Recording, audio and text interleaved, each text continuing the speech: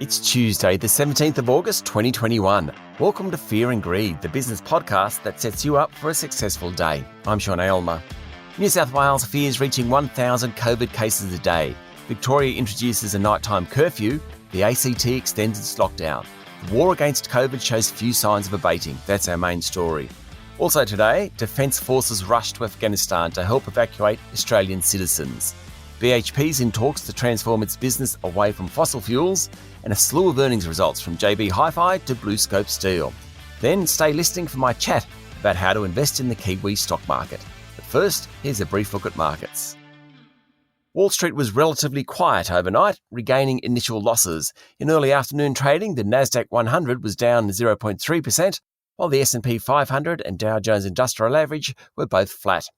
European markets were lower, with the Stoxx Europe 600 down 0.5% and London's FTSE off nearly 1%. The S&P ASX 200 fell 0.6% yesterday to close at 7,583 points, ending a run of record closes. Energy stocks did poorly, as did financials. Among the large caps, ANZ finished the day down 2.7%, while Commonwealth Bank and Westpac were both 1.4% lower. The big miners also struggled, with Fortescue Metals, Rio Tinto and BHP all sharply lower. Toll Road Group Transurban was the standout performer among the large caps, up 1.4%, while gold digger Newcrest Mining was up 1.3%. Oil prices were lower overnight, with Brent crude now below $70 a barrel. Gold had a better night and is trading back above $1,780 an ounce, and the Aussie dollar is buying 73.3 US cents. New South Wales Premier Gladys Berejiklian has warned that the Delta variant of COVID-19 is so transmissible that some restrictions could be required indefinitely. And if people don't comply with public health orders, daily numbers could push beyond 1,000. Her comments came after the state recorded another 478 new cases yesterday, a record figure which Ms. Berejiklian described as disturbingly high. 70% of cases are people under the age of 40. Extra troops have been called in to help patrol Sydney streets and better police compliance. There are also growing concerns about the outbreak in the west of the state after 35 new cases were recorded. The region has a high Indigenous population and low vaccination rates. Victoria reported 22 new local cases yesterday, and its lockdown has been extended for 2 weeks. A curfew will be in effect from tonight between 9 p.m. and 5 a.m., triggering anger among business and community groups. Essential workers and those who can't study at home will need permits to leave their houses, while playgrounds and outdoor recreation parks will be closed. Construction work in Victoria will be limited to 25% of people on projects. In Canberra, the ACT has extended its lockdown into next month after 19 new cases were recorded yesterday. Planned sittings of federal parliament now look like being cancelled. It's clear that many Australians, and certainly most of New South Wales, will remain in lockdown until vaccination rates achieve a 70% level. That will be weeks or months away. The federal government will have to consider stepping in to prop up the economy once again. The share market has done well, but as profit season rolls on and CEOs keep saying they can't forecast earnings because of uncertainty, confidence in markets will be bruised. It's going to be a very, very tough couple of months. In a moment, the rest of the news you need to know this morning.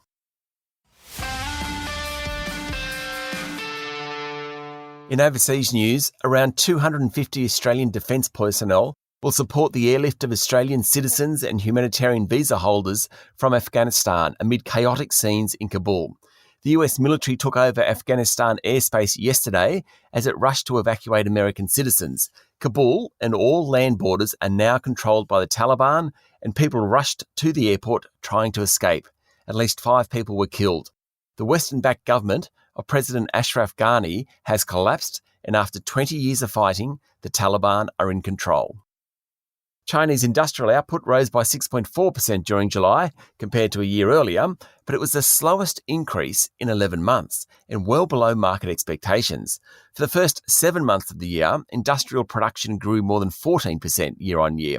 It was just one of a number of data points released by Beijing yesterday, and the picture emerged of an economy growing just a bit slower than expected.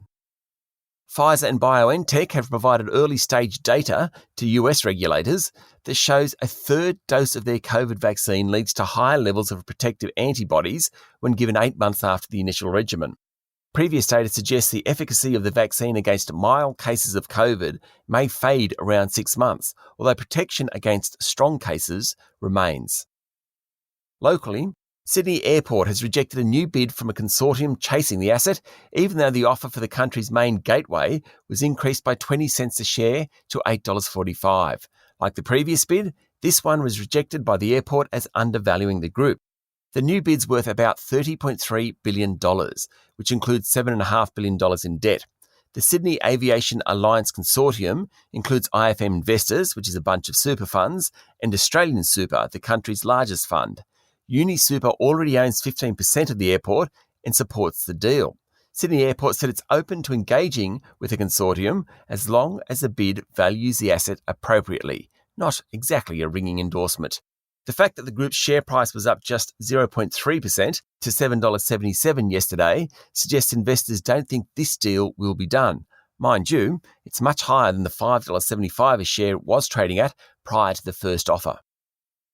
BHP is set to announce a bumper dividend when it reports its half-year earnings today, paying out around $7 billion to shareholders. But the bigger news, according to media reports, are plans to divest the group's $20 billion portfolio of oil and gas assets, probably to Woodside Petroleum. And it's quite possible CEO Mike Henry will also announce a multi-billion-dollar investment in potash based on assets in Canada. The shift in direction for the big Australian, if it goes ahead, will remake the company and reduce its carbon footprint substantially. It will also remake the oil and gas sector in Australia. If Woodside picks up the assets, and yesterday BHP said it is in talks with the company, it will become a top 15 company on the ASX, though judging by the nearly 4% drop in its share price yesterday, not all investors like the idea. BHP's push into potash has been a long time coming. Potash, or potassium fertiliser, is harvested and essential for plant health, helping build higher yielding crops. Any deal would mark BHP's first major push into an agricultural commodity.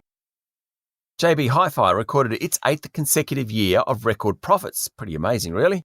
With high demand for appliances and consumer electronics underpinning a strong 2021 financial year. JB and Good Guys have both benefited from people not travelling overseas and instead spending money on their homes. But the best may be over. New Chief Executive Terry Smart said 55% of stores are currently closed due to lockdowns, and the group couldn't forecast earnings for this half. JB lifted its net profit by 67% last financial year and upped its dividend. Sales so far this year are lower by about 14% compared to the same period last year. Sales at the Good Guys, which JB owns, are 9% lower. JB's share price rose 2.4% yesterday. BlueScope Steel announced a big profit of $1.2 billion for the last financial year and a huge dividend for shareholders, as well as a share buyback program. That's what happens when there's a building boom going on and everyone wants your products. Sales volumes of many of its goods, like ColourBond fencing, were higher, as were profit margins. BlueScope said the outlook remains strong for the current 6 months, and boss Mark Vasella said the company could continue paying bigger dividends and invest in growth projects into coming years. BlueScope's share price was up more than 0.6% yesterday and is up more than 100% over the past year. Telstra will give its employees who get fully vaccinated the equivalent of $200 in a voucher, although will stop short of mandating vaccinations. The voucher can be redeemed at many major retailers, and Chief Executive Andy Penn said everyone should play their part in making a difference to the spread of the virus. One company that hasn't had a good year is A2 Milk, but there's speculation that it's in the sights of Swiss multinational Nestlé, according to a report in the Australian newspaper. A2's share price jumped more than 12% yesterday, but even after that, it still remains the worst performer of the top 200 over the past 12 months.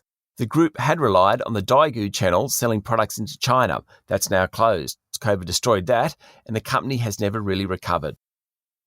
Exports of liquefied natural gas, or LNG, to China hit a record last financial year, with the world's second largest economy becoming Australia's biggest customer.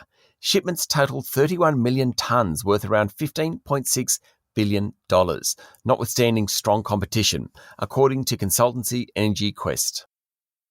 Bendigo and Adelaide Bank's share price fell nearly 10% yesterday after announcing a more than 50% rise in cash profit on the back of stronger lending for housing and fewer bad debts. But the disappointment for investors was a blowout in costs. The Victorian-based group said there had been signs of customers struggling as a result of the COVID lockdowns. Oil and gas group Beach Energy said profit fell 37% last financial year and revenue was off 10%, and there'd be further drops in production, in part due to Beach's troubled Cooper Basin and Western Flanks fields in South Australia and Queensland. Its share price tumbled almost 10% yesterday.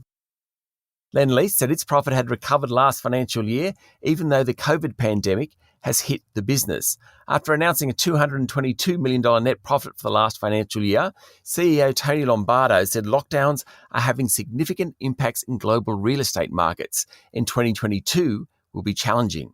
Lendlease's share price fell 7.6%.